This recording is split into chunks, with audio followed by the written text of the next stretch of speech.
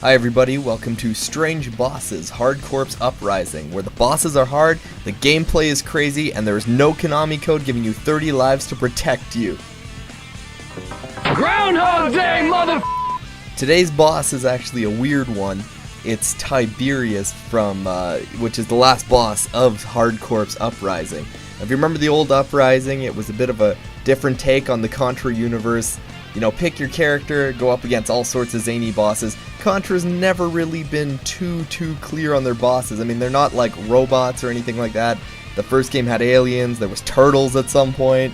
You know, all you gotta know is you bring your spread gun, and you fight some wicked crazy bosses with some wild gunslinging gameplay. So today's boss, from the first look here, doesn't look too special.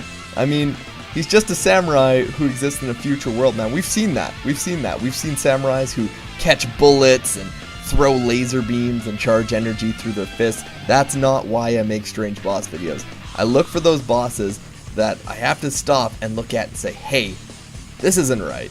This guy's not not all that special. What makes a boss special?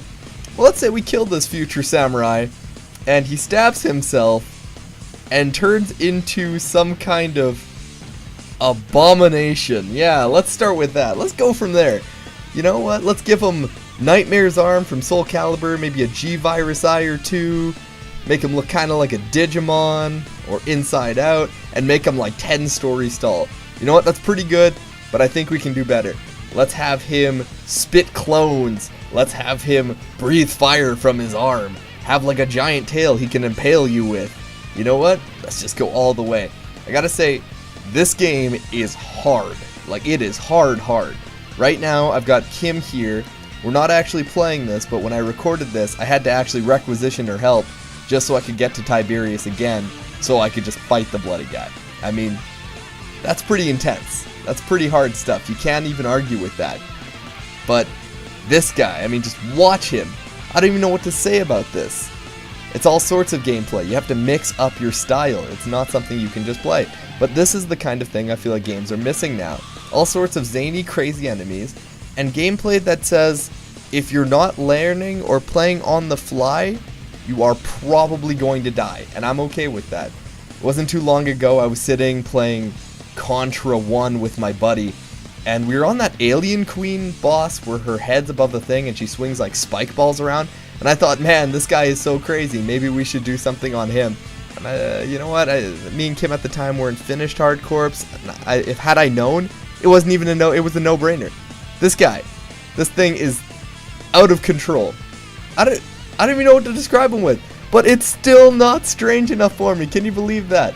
Because when this guy goes down, as hard as he is and how much he requires you to think on your feet and be all sorts of extreme gamer that everybody wants you to be nowadays, he has more coming. Now that's saying something, that really is.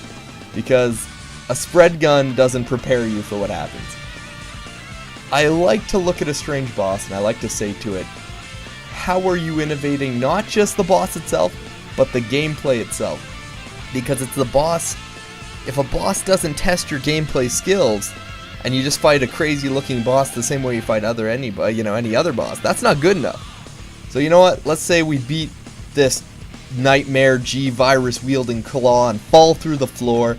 And you know what? We probably won. He's dead. We saved the world, right?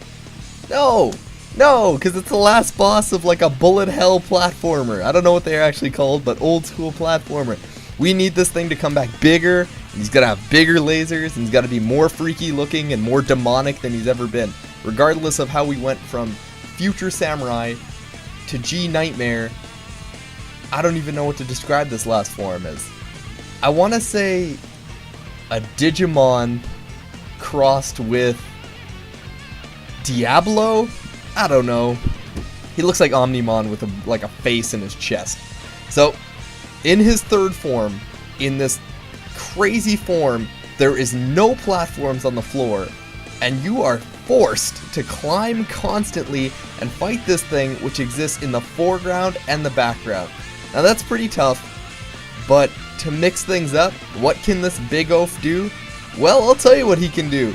He, as well as you, can break the platforms that you need to climb and survive.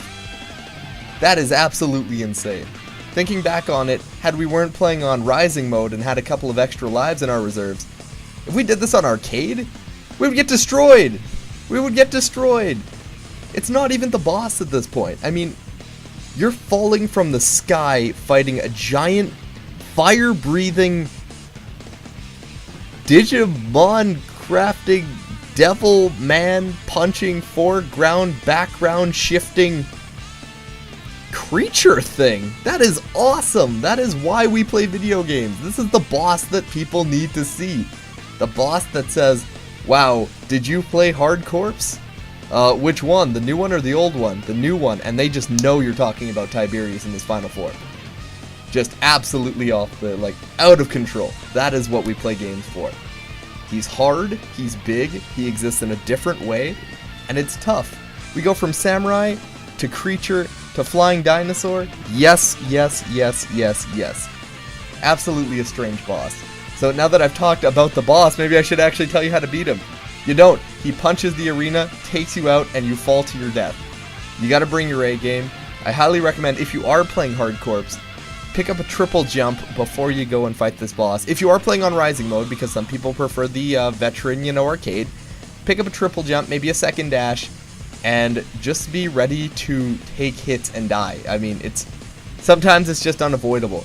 You can see him coming, and you can watch his attacks, but you can't do much. All you have to do is wait until this big guy decides, hey, I'm gonna come into the foreground, because he can harass you from back and front. So you gotta wait for him to get up to the front, and then you can shoot him. You have a small window, and even during this window, he doesn't hesitate to hit you, so think on your feet. Man, it brings me back to a time when I played the original Contra, and at the time, you don't have the 30 lives code as a kid. I mean, eventually, your friend tells you, hey, T, have you tried the 30 life code in Contra? And I look at them, and I'm like, what 30 life code?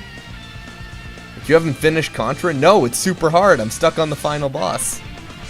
Yeah. Contra 30 lives. Love it, live it, strange bosses all the time. Really, this is my ideal strange boss. Took me a long time to do it, but wow. Good payoff. Samurai, demon, cyber, robot, nightmare. Yeah, we're good. We're good.